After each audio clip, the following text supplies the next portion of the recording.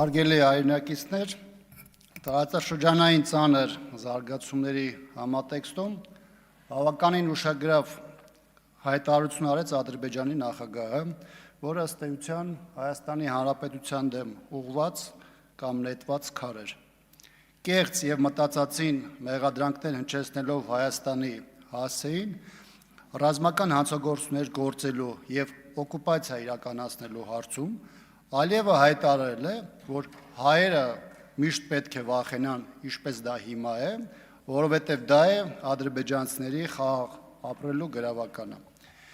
Պետությունը, որը բազում ռազմական հանցագործություններ է գործել հայ ժողովրդի նկատմամբ Արցախում եւ Հայաստանում,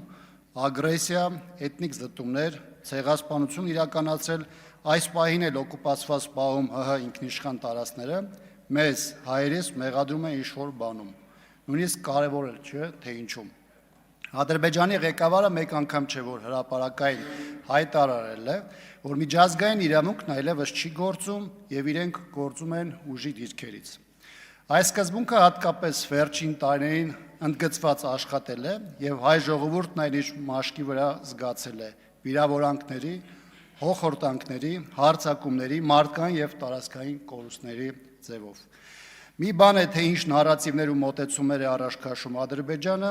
ինչպես է հայերին թշնամի համարելու ու ատելություն դրսևորելու ֆոնին խոսում խաղաղության մասին, մեկ այլ բան է, թե այս իրողությունները ինչպես են ընդունվում Հայաստանում։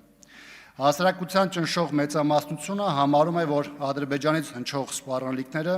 դրսևորող տարածքային հավակնությունները, ինչպես նաև շանտաժով խոսելն ու օրակարգ թելադրելը չի բխում Հայաստանի շահերին, ավելին այլ իր մեջ մեծ սպառնալիքներ է պարունակում։ Վստահ եմ, որ իշխանությունն էլ է գիտակցում, թե ինչ է Ադրբեջանի ուզածը եւ իր անհամաչափ զիջումները ինչ գին են ունենալու Հայաստանի համար։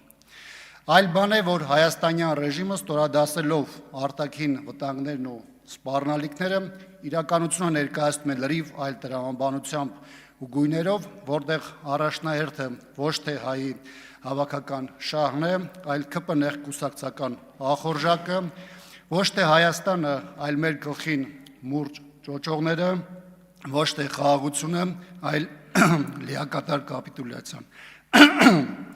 Եվ այդ գրության փոխարեն իհարկե ես ինքս կարևորում եմ այն հանգամանքը, որ իմպիչմենտի գործընթացի մասին ոչ միայն խոսում են ընդդիմադիրները,